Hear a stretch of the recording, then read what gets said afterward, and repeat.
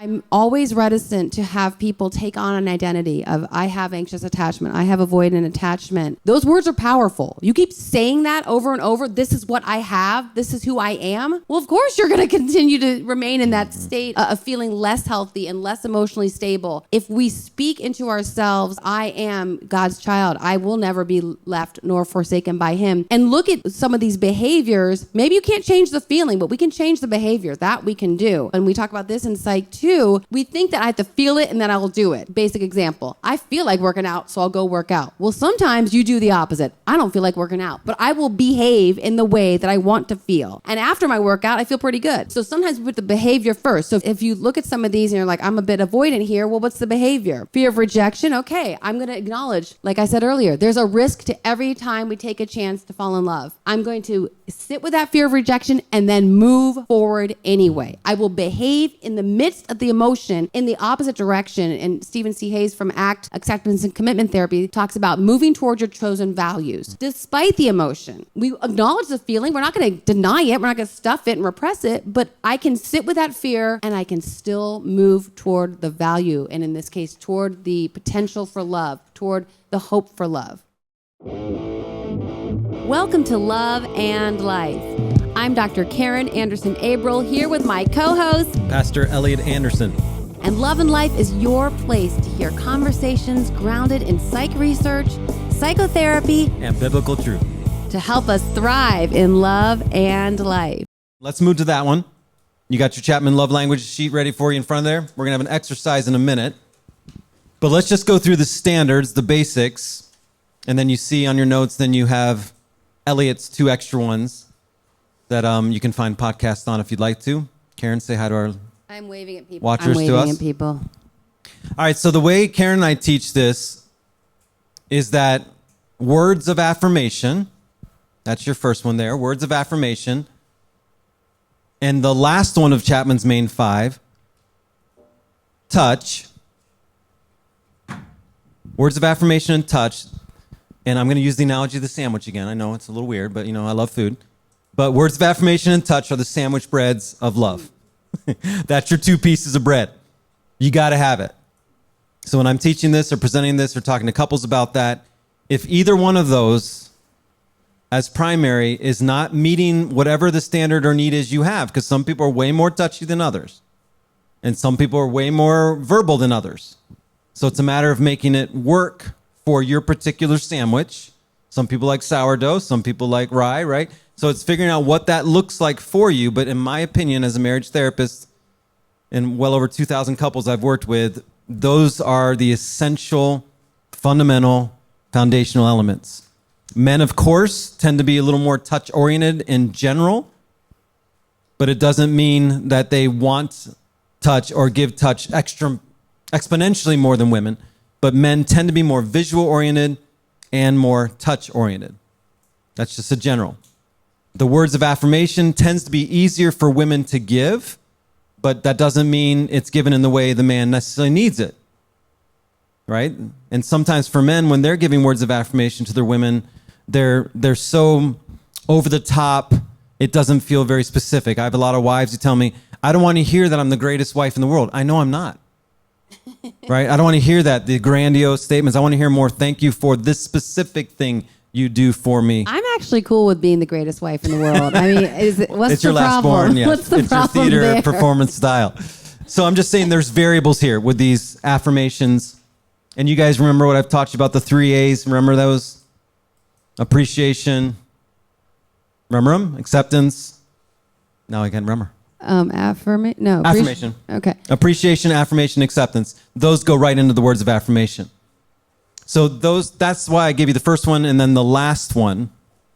Then the ones in between are gifts, acts of service, and quality time. So the quality time to me is your sandwich meat. Because if you don't have quality time together, your words of affirmation might be great, your touch might be great, your sex might be amazing, but you don't have quality time, it's going to be like a peanut butter and jelly all the time. You're going to really want some ham or some turkey or some kind of meat. Right? And then acts of service and the gifts to me are more like the condiments or the cheese or the movements. Maybe it's me just because I love to eat that I've put this in a sandwich analogy here.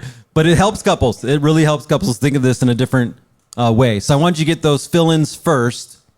Now I'll let Karin give you a little premise of the love language as a whole, and we'll talk about some of the variables. They don't have this chart, so we'll talk some of these variables.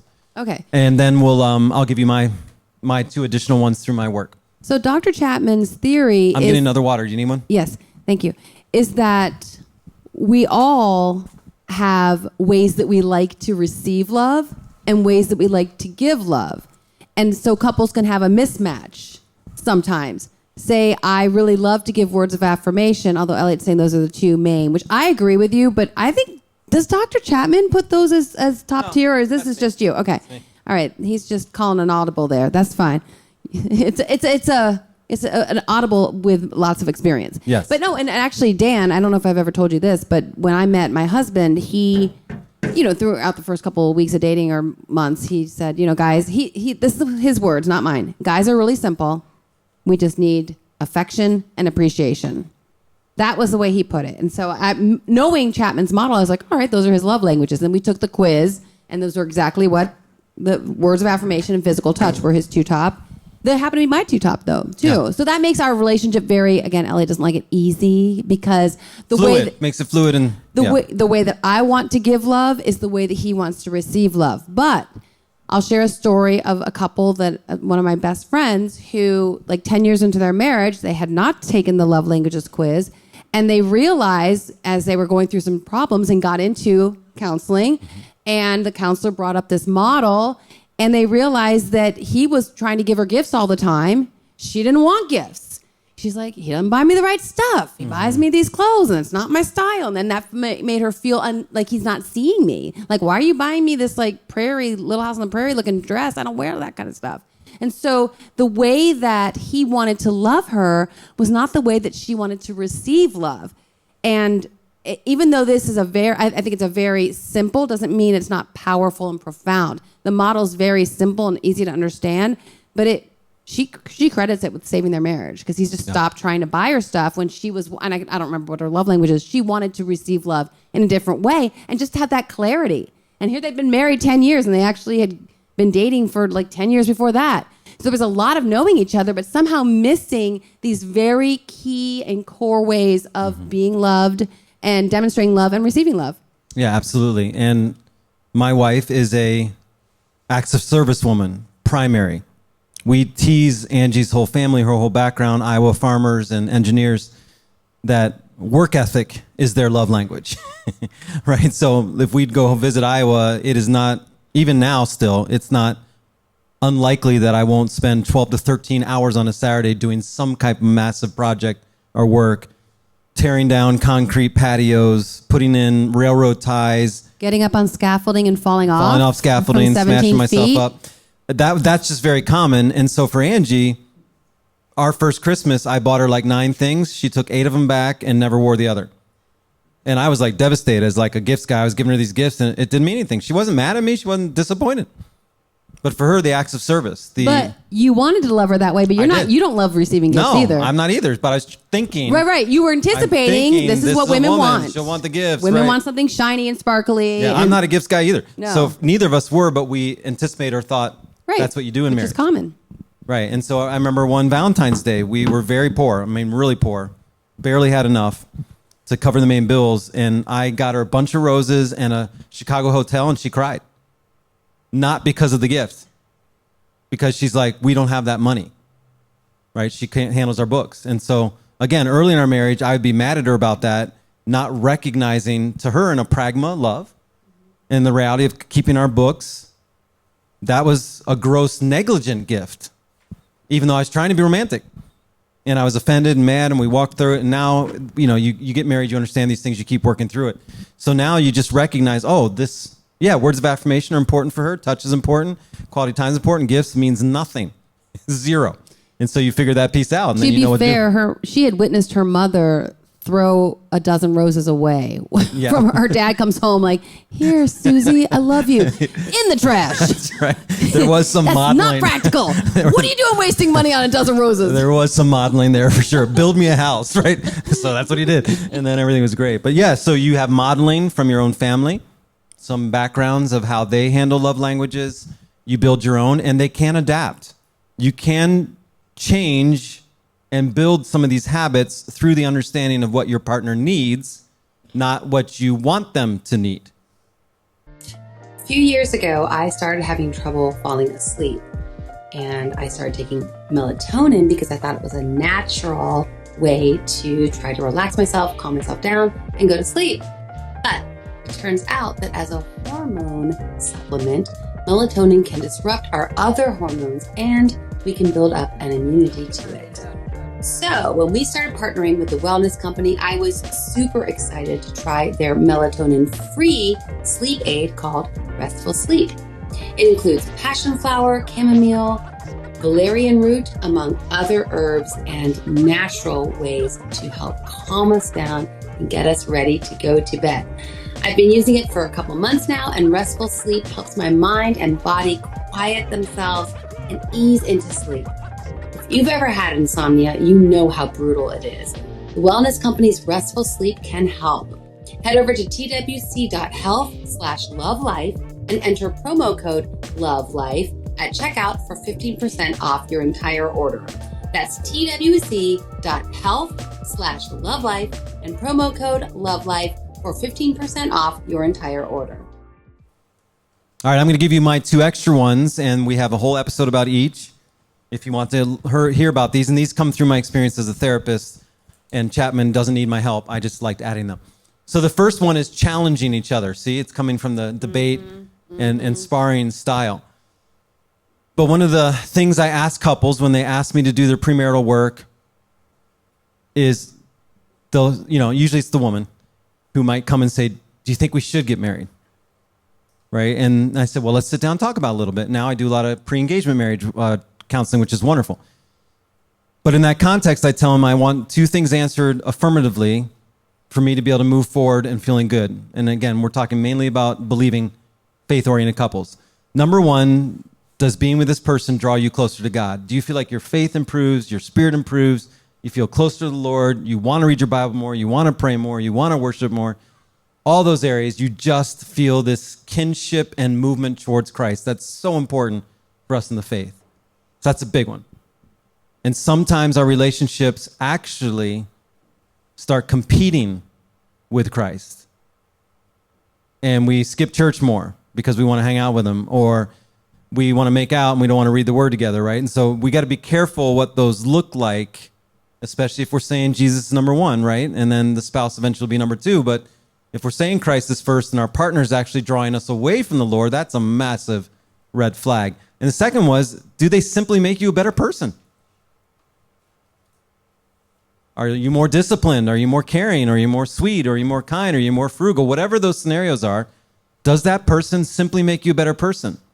And I don't mean like intentionally, like you're literally telling your girlfriend now, hey, you got this problem, you got that problem, I want that fixed, I want that. I'm not talking about that. I'm just saying that process of being with them. Challenging each other is the first one. Any comments on that thought? You don't have to say, Elliott, I like that, or I don't like that. Do you understand what I mean by that now? Challenge each other. I don't mean argue, I don't mean debate. I just mean growth, to become the best you, fulfillment of you.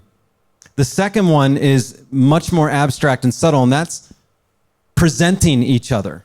So in Hebrew oneness, when you're married, leave and cleave and become one flesh, that oneness is not a sexual term in the Hebrew. The cleaving is the sexual term. The oneness is about this holistic understanding that everywhere I go, everything I do and everything I say is a reflection of my wife. Doesn't matter if I'm with her, if she's in Iowa, I'm in Ohio, I'm in Texas, she's in California, I'm married. Everything I say or do is a reflection of her. That's oneness. And so sometimes you're presenting, even how I'm talking about her now, live on I'm presenting the fullness of our relationship. Am I honoring her? Am I respecting her? Am I showing my affinity for her and my commitment to her? How I walk, talk? And then an area early in our marriage where I was not presenting her well. You guys know I'm fairly extroverted. I'm pretty high on the social extroversion movements, and I love big crowds. Like weddings, oh man, I'm in heaven. Great food, some romance, Usually I get to do the wedding, which is awesome too. And then it's just nonstop talking and dancing when I was younger and stayed up later. But it's all that context, right? But Angie's a little more introverted, a little more laid back, a little more reserved. And so early in our marriage, we go to these weddings. You know, when you're young, everybody's getting married. Go on these weddings, and after we ate, I'm gone. I might not see her for 2.5 hours. And it's not like she's not social and can't connect to people and walk around with people, but she's like, hey, are we together at this or not? And I'm like, what's your problem? Just get up and go talk to people. She's like, well, we are married. I'd like to connect in some regard and maybe even talk to that couple. So it's a married couple to a married couple, not Elliott's show, just walking around and running around and talking and laughing. I wasn't presenting her well. It wasn't a huge deal, and you might be thinking, wow, that's not that big of a deal. Well, it is if every wedding she's feeling neglected and feeling like I'm abandoning her, that I don't care that she's there. That's just an example of presentation, or how you introduce somebody. How you introduce your boyfriend or girlfriend to others, or how you don't introduce. Karin and I worked tag team with a couple and then found out later that they were engaged and she had not shown her future husband to any of her family yet. None of them. You know which one I'm talking about without using names? Yeah. That's not good presentation. I didn't know that as I was doing a lot of counseling with them. If I'd have known it, or maybe I missed it, I would have addressed it. She didn't tell you. I didn't think so. When we worked one-on-one, I was like, oh, this is not... That's an issue, again, not presenting well. If you don't feel like showing your fiance or your boyfriend or girlfriend to your family, introducing them to your best friends, that's a presentation issue. That's a love language issue. And maybe for good reasons. Maybe your friends are hooligans and they're nuts and you're worried about it. But still, if that's your core, if that's your people, that makes a big difference. When I brought Angie to Cincinnati for the first time, it was the first girlfriend I knew mom and dad were going to like. So that gave me much more joy. I'm like, finally, they're going to like one of my girlfriends. But that was a big deal again to me, so I knew. And then when I went out and hung out with my best friends, who are still my best friends today, I knew they were going to like her, and so it was easy to present her. It was easy to say, hey, this is my future wife, or this is my girlfriend, and then let her be herself. So that's the presenting thing, and I've just seen it as a nuanced, stylistic love language issue that's very, very important, and very few couples ever talk about it. Again, some couples, some people, when you introduce your fiance, your girlfriend, your boyfriend, do it in ways that actually embarrasses the partner rather than highlights them. Right? And it tends to be men who end up being a little too grandiose or a little too crazy. Or do you want, if Dan, you go to one of the big events for Dan's business, do you want him to hold your hand? Do you want him to put his arm around you? Talking about those nuanced aspects of presentation. And that means sometimes people are very hurt by not being presented well. Or not even being introduced. Hey, this is my business partner and blah, blah, blah. And never say, hey, this is my wife, Karin. Right? That would be a presentation language loss. So those are those two nuanced ones that I add to my love languages. Any thoughts about that? Have you thought about that area at all, about presentation language or challenge language? So are you putting them in the same, or just like as a side kind of related to all of them? Or are you saying that someone could say, hey, my love language is presentation, so I better be presented very well? They're more subcategories. Okay. Yeah, they're more subcategories. Okay. I think they're the ketchup and mustard in your sandwich. Yeah. That's the mayonnaise right there, is the challenge in the presentation. Brian, I need a sandwich. Is there anything you can go find a sandwich here? We had cookies and cupcakes over there. I know, I can't do sugar right now. I'll do that afterwards.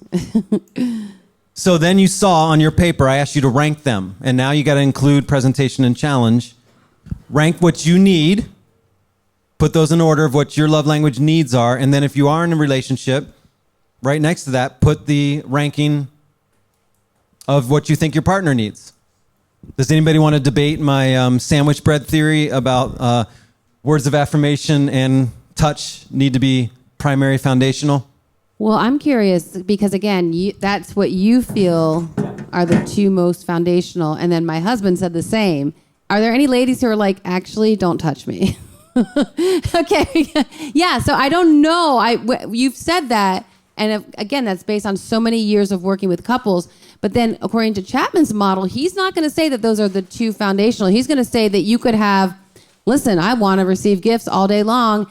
And you really don't have to tell me all that much. So I don't need the words. I want the bling. I want the time. So anyone else feel that maybe that's not, from your experience or the way you're wired, you really don't need those words of affirmation and you don't need the touch that much? There was someone raised their hand. Or do most of you agree that those are the two primary foundational? Raise your hand if you agree with Elliott. Okay. So definitely, okay. So some ladies too. Yeah. I mean, they're my love languages too. So that resonates with me, but I also want to leave room for some people. And I do think, Elliott, we didn't speak to this, but there are some people who physical touch has not been a pleasant thing. Somehow. Right. He's saying just for the. Right. So you may have gone through something or. Yeah, I don't know. It's interesting because acts of service I like, but it's not so primary for me at all. And quality time, I mean, I definitely want to spend time with Dan, but I also don't think I'm really needy with time but I was single a long time. So maybe that's it. Some of that independence. Yeah. So what is this love assessment? So the first page is the love assessment where it's just challenging you to identify more again, love comprehensively. What I love most, who I love most, when I love most, and those are a little weird and abstract. When would be like an answer for when would be like when I feel safe, when I feel secure, when I feel happy. How I love the most be love language, or maybe some elements of relationship of affinity when someone likes the things I like. So these are a little bit abstract. Love priorities, what do you need in love? Love people who are like. I love things that are what I love about God the most.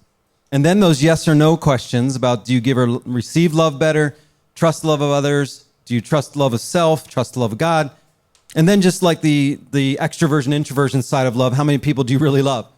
Some of us are a little bit strong in that, like lots and lots of people, and it's not weak if you're not. Some of you are a little more contained with smaller groups.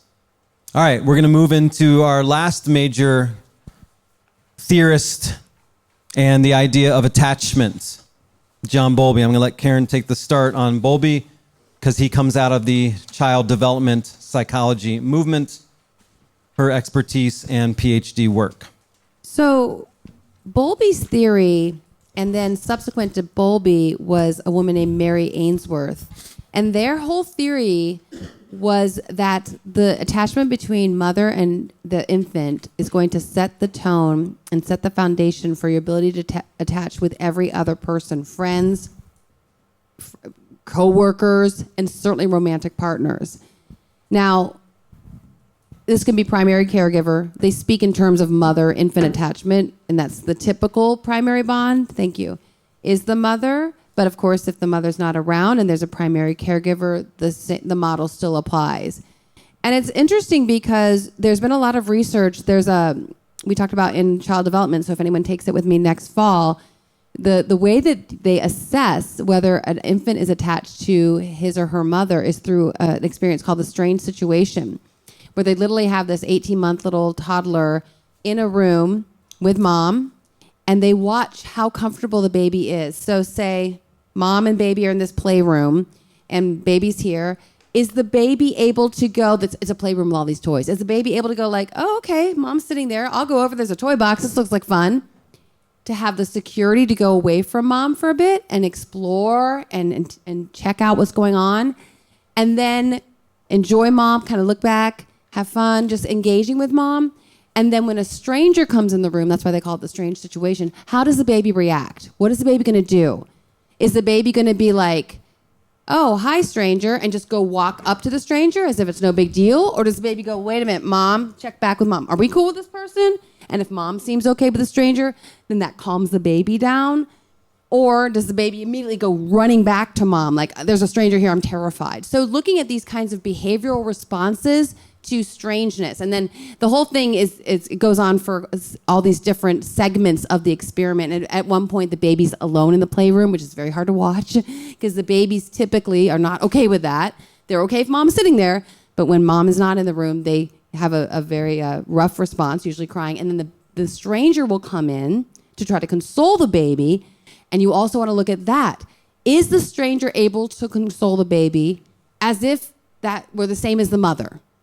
Or is it like, okay, I'm glad someone's trying to comfort me, but it's not the same as mom. And so when mom comes in, baby's like, fine, thanks for trying, but let me go back to mom. So looking at that bond, that connection, and there's a lot of research that goes into what sort of characteristics of motherhood can facilitate and cultivate a strong attachment with. So any of you who are going to be parents, probably most of you in the next 10 years, it's great research to take a look at, or take my class next fall. And we go into it so that you can be prepared to get that bond. Because again, according to the theory, it's not just to have that bond with the mother and the baby, which is so important for child development within the family context, but then it generalizes and extends to adult romantic relationships too. And many of you, I did a lot of work, like I said earlier, with single women for a long time. I still do some. And many women on the dating scene feel that they have an anxious attachment. And we can talk about that a little bit. And Elliott and I have actually done. They have a fill-in here. So they do. They fill in. Give them that attachment. All right. John Bowlby's attachment theory. Attachments in childhood have vital impact on us. These attachments often determine our initial love bonding style. I mean, I said that. You did, but they want to fill in the exact words. Look at them. They're ready. No, I get it. Read it one more time. Yes. Read it one more time. Because it's for the quiz. Yeah. John Bowlby's attachment theory. Attachments in childhood have vital impact on us. These attachments often determine our initial love bonding style. Good. All right. We got that part. So as I was saying, we can have in adulthood and then an understanding of, and again, recognizing this harkens back to our primary bond with our primary caregiver, typically our mother. And we can look at whether we do have that secure attachment. And the researchers who look at attachment they do longitudinal studies where they look at the baby at 18 months and then at 5 years and see if there's any kind of correlation or any kind of ability to predict. And they do. They find that kids who are at 5 years old really have a lot of friends in kindergarten and are curious and interested and have fun in the playground. They oftentimes can look that they have that strong mother-infant attachment. If you look back at when they were assessed at 18 months, that they are, in fact, the ones who are doing well socially, even in their kindergarten years. And then they can take it, again, into adulthood as well with these longitudinal studies. And you're going to get categorized with secure. Do they have this? They have this, but it's pretty dark on the anxious, so they'll need you to read it. I know. I'm going to need some light here. Secure, anxious, dismissive avoidant, or fearful avoidant. And there's a couple different models, but I like this one right here because it looks at the security. And if you look at your model, it says that we're going to have thoughts about ourselves and then thoughts about our partner that are going to be interacting to present yourself and have that feeling of security. So you're presenting yourself in relationships as secure. And I think that's a real key point too. Because if you've been dating and sometimes there's someone who's coming to the dating relationship, even in the first couple dates, as kind of anxious, and a secure person is going to be like, oh, kind of like the guy I was telling you about earlier who was like just coming on too strong. And I'm like, the movement of this relationship, the pacing is not, it's not feeling right to me. So security, so how are you thinking about yourself? Positive and positive. And then we've got anxious, thinking about yourself in a negative way and thinking about your partner in a positive way.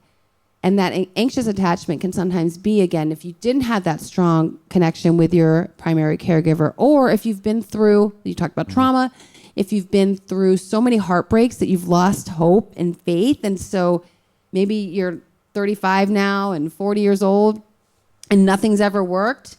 And I mean, that was something I experienced with all these relationships. And it's like every single time I let my heart fall in love, it doesn't work out. I'm ending up alone again.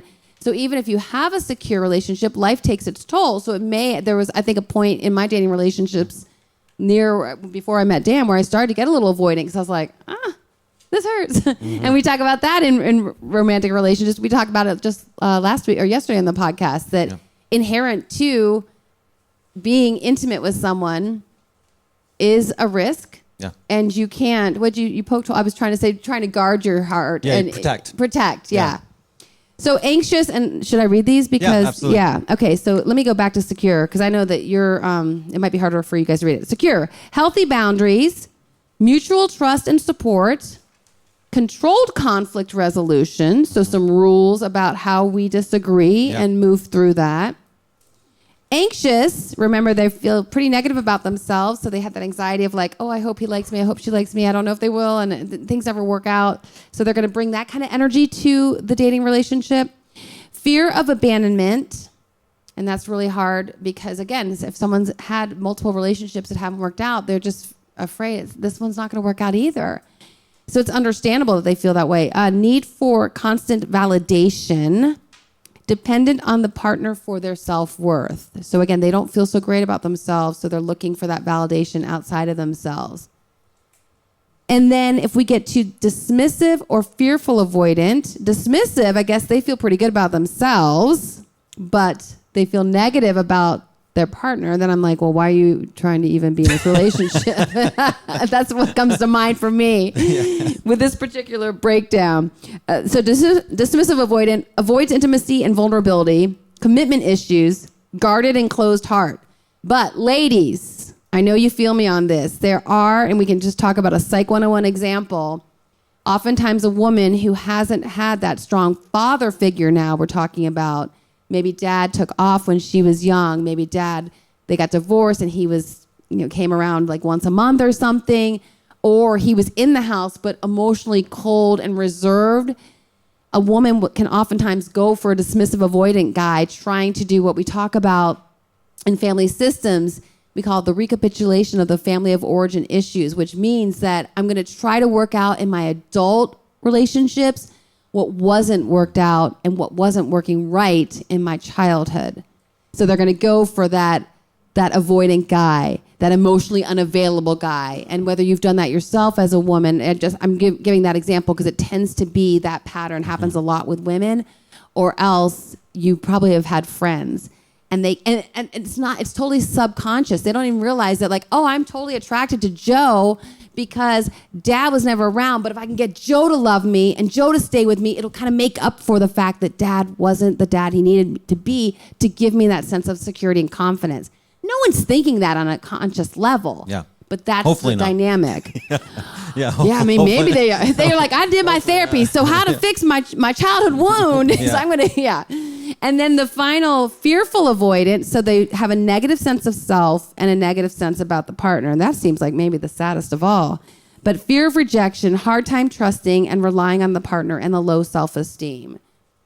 So this is just a great model to try to understand where you are and to give yourself a little grace.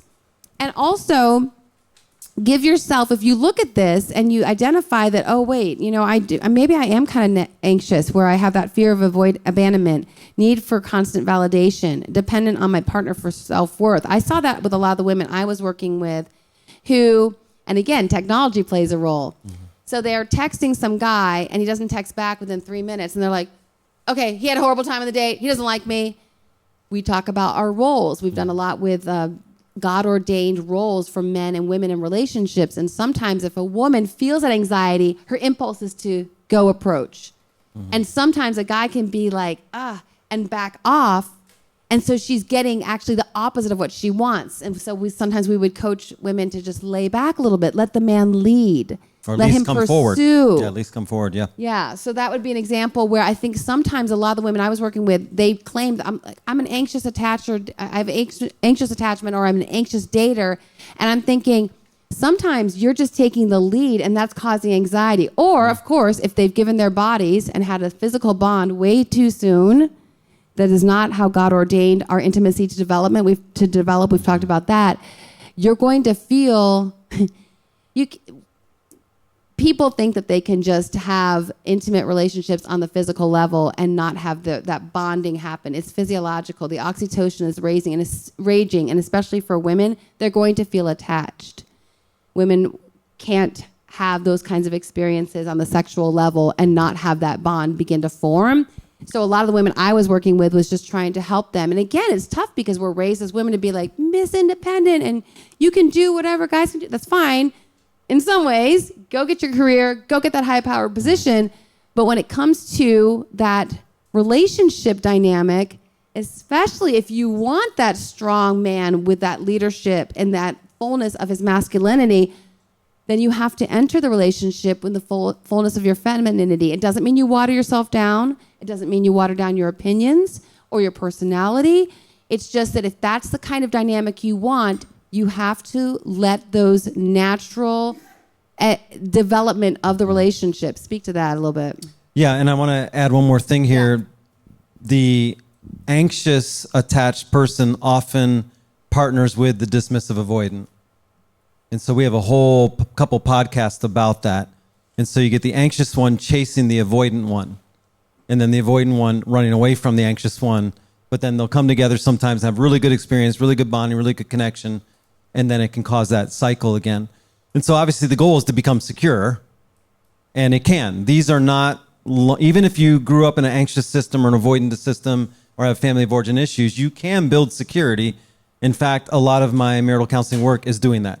Taking fearful avoidant, dismissive avoidant, anxiousness, and creating security, and building that around the love languages, building that around healing, around forgiveness, and to recognize we can't make our partner secure, right? We can only build security in ourselves and then help promote that process of security for both of us, but you can't, right? We have friends who wrestle with anxiety, and you can be a great partner and friend to them and help them in some regard, but you can't make them secure. You can't take their anxiety away. You can be a contributor to the health, stability, and wellness, and it's no different in romantic relationships. And so the context of Bowlby's attachment was based on childhood, not on romantic theory, but it's been used very strongly ever since that into the romantic arena and to walk forward. Yeah, there's a whole book called Attached. I've never read it, but I have. know, It's fantastic. Yeah. Yes. So you think it tracks? And Oh, absolutely. It's a fantastic book. Yeah, really good. One of the top ones I just I've read. got worried, like I said, because it seemed like so many of the women that I was working with were saying, I have anxious attachment, I have anxious attachment. And I'm thinking, I think you need to date like your grandmother would have dated. Yeah. Let him call you. That was just my style, because I was like, I don't want to worry about whether or not he wants to hear from me. I'll just let him call me, and then I'll know if he wants to hear from me, because he'll call me. Yeah. I mean, but and if he doesn't, that might be all you need to know. That's all right.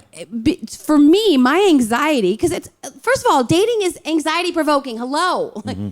It is not fun to go and meet someone over and over again. Like, okay, another first date. First date number 7,000 in my case.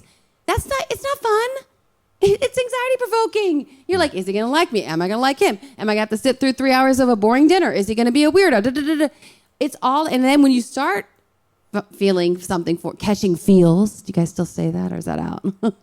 when you start to feel something, then you're even more anxious, because you're like, oh my gosh, I'm starting to fall for him. And then, oh wow, is he falling for me?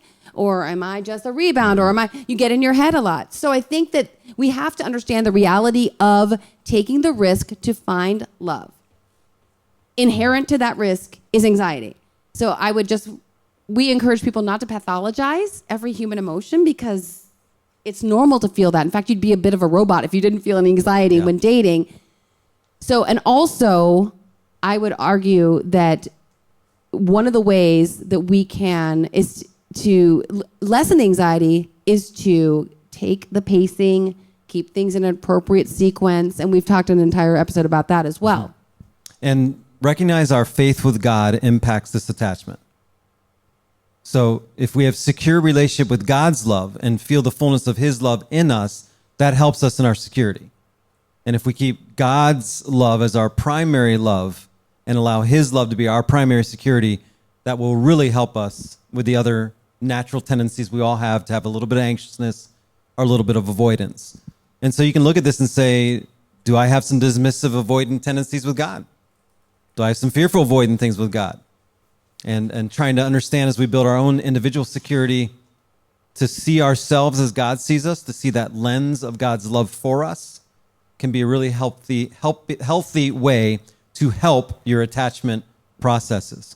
Because if you're not, then you're looking for a human partner to validate you in a way that only God can. Mm-hmm. And that, to me, is not very loving. Gets back to the piece we talked about before that was more transactional. What was that? We were talking... Story, yeah. Yeah.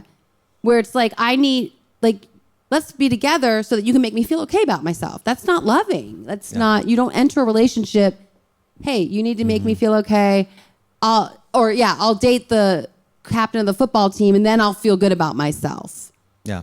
It's never an appropriate goal in your relationship to feel like you have to make your partner happy. Just doesn't work. Because all of us can be happy one day and not happy the next, and everybody else around us is the exact same. Just wake up grumpy, right? We just wake up unhappy some days. So you can't have this goal that I have to make my partner happy, and if they're not happy, now I've done something wrong. And now I get anxious about it, or I get avoidant, like, well, she's never happy, I'm walking away. Then we get fearful avoidant, It can't be based on happiness. I teach in premarital. You can't get stuck trying to please each other all the time, because then we tend to not be as honest and not as authentic and not as truth-oriented. And we please and please and please, or cater and cater and cater to the personality, and then we start to build natural resistance, anxiousness, or avoidance. So building in the recognition of serving one another, not trying to please one another, and then working on joyful contentment, not happiness-based relational attachment.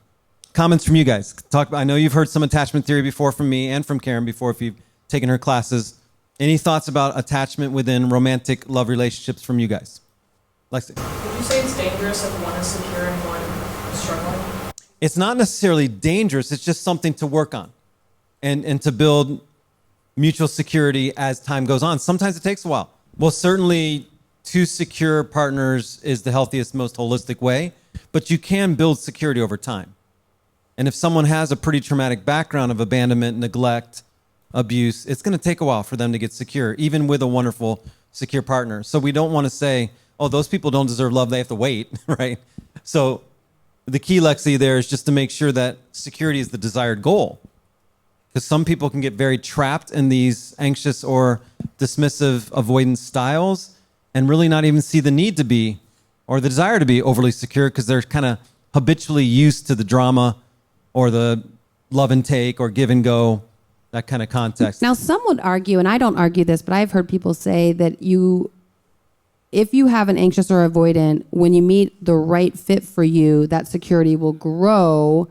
And I'm not saying that that's not possible, but I would just recommend, in the meantime, be doing your own independent work, rather, so that you are saying, yeah, I know that I have some of these dynamics from my childhood where I'm not quite as secure as I'd like to be, and I'm looking for secure attachment. So while I'm looking for that, I'm also going to be doing my own personal work, reading books, seeing a counselor, because otherwise, I think the tendency is, oh, I'm going to find that secure, that strength, that foundation, and that's going to cure me, or that'll. And if we tie in the other theories, if there's something missing on Sternberg's triangle, like it was for Karin and her fiance, then all of a sudden she's got some anxiousness about it. Even though he's a secure guy. He was secure. He was not an anxious or avoidant guy. But she had anxiousness built out because the elements of the triangle wasn't fully there or God might be just saying, no, I don't believe, this is a theological point, that God necessarily says there's only one person for you. But I do fully believe that God will tell you sometimes, even if the person is a very good person, this isn't the right one for you. I might have been complicated back and forth, but did we answer that, Lexi, decently enough? I think anytime we recognize if the patterns of someone's avoidance or someone's anxiousness is causing major dysfunction to the relationship, are actually kind of moving us off our own secure point, then it's concerning enough to walk through. Because those things cement much deeper in marriage than they do pre-marriage. And people who tend to be very dismissive or avoidant premaritally tend to get more avoidant in marriage, not less. Unless it's worked on, unless there's structure and connection. And so anxiousness in a marriage, and we're not talking anxiety, we're talking anxiousness about attachment. It is a little bit different. Yeah. And I would look at these bullet points and just, like for anxious, for example, fear of abandonment, then look at what you can do in the here and now to work on that. What's it going to take? I mean, again, do you have to get grounded in your faith? Because God never leaves you nor forsakes you. And recognizing that we're human, and I've been married 12 years now, and I think my husband is the most wonderful man on the planet, and he's very stable and secure. But I mean, there's no guarantee. There's no guarantee ever. Mm-hmm. My guarantee is with my Lord and Savior Jesus Christ. That's the only sure thing that I have. And so being rooted in that, it can help. It allows variances and variables that aren't so overwhelming. I guess my point I'm trying to make is when we talked about this in child development as well, and you and I talk about it a lot, I'm always reticent to have people take on an identity of, I have anxious attachment, I have avoidant attachment, because that identity that you call, we talked about this the other day too, those words are powerful. You keep saying that over and over, this is what I have, this is who I am. Well, of course you're going to continue to remain in that state of feeling less healthy and less emotionally stable. if we speak into ourselves, I've been through this, but I am God's child. I will never be left nor forsaken by him. And look at some of these behaviors. Maybe you can't change the feeling, but we can change the behavior. That we can do. And allow, and we talk about this in psych too, we think that I have to feel it and then I will do it. Basic example. I feel like working out, so I'll go work out. Well, sometimes you do the opposite. I don't feel like working out, but I will behave in the way that I want to feel. And after my workout, I feel pretty good. So sometimes we put the behavior first. So if you look at some of these and you're like, I'm a bit avoidant here, well, what's the behavior? Fear of rejection. Okay, I'm going to acknowledge, like I said earlier, there's a risk to every time we take a chance to fall in love. I'm going to sit with that fear of rejection and then move forward anyway. I will behave in the midst of the emotion in the opposite direction. And Stephen C. Hayes from ACT, Acceptance and Commitment Therapy, talks about moving towards your chosen values, despite the emotion. We acknowledge the feeling. We're not going to deny it. We're not going to stuff it and repress it. But I can sit with that fear, and I can still move toward the value, and in this case, toward the potential for love, toward the hope for love. Amen. Good teaching. Yeah, there is no more important decision, and this is research, not just her and I talking, for you than your marital partner. After the Lord, your relationship with Jesus, there's no other relationship that will not determine your future contentment, peace, joy, accountability, responsibility. So picking that one, it doesn't mean if the first one goes wrong or even the second one or the third one, you can't find true love still. But it is a really, really significant decision and choice, and then how you love in that. So that's why we wanted to give you a little personality of love tonight. Dr. Laura says, choose wisely and then treat kindly. That's her little Dr. Laura call out. I don't even know if these guys know her. She's kind of off the radar now, but I love it. No, she's on Sirius XM. Mom and I listened earlier. And what's her last name? Schlesinger? Schlesinger. Good stuff. Dr. Laura has good stuff. But yeah, just the point that you made earlier, you talked about, can people after 30 years of marriage still, well, if you treat kindly and continue that, trying to foster that excitement and keep the fire going. I'm going to break out in song again. Keep the fire burning. There's research by an anthropologist, and why does her name escape me yet again? I think it's, I don't know, I want to say Dr. Fisher, but that looks at brain scans of couples who are young in their love and just falling in love, and then looks at couples who've been married like 50 years. And not all couples who've been married 50 years can have the same kind of brain imaging in terms of the way the neurons are firing as the young couples who are newly in love, but some do. They've been able to keep they see a picture, they're wired up to all this technology, and they see a picture of their spouse, and their brains are firing off just like they did when they were 18, 25. And that's the goal. Amen to that. Let's do it. All right, well, let's give Karin a round of applause for joining us tonight. Oh, thank you. It was fun.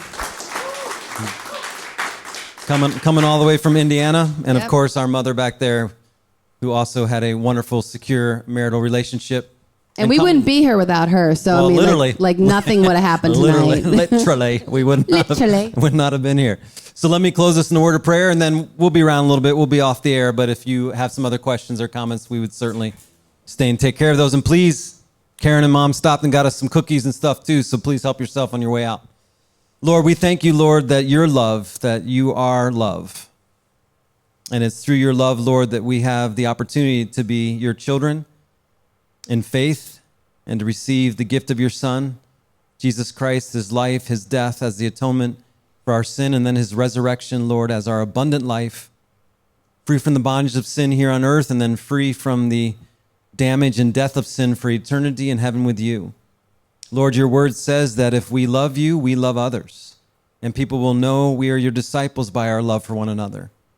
And then, Father, you gave the gift of romantic love very early in creation.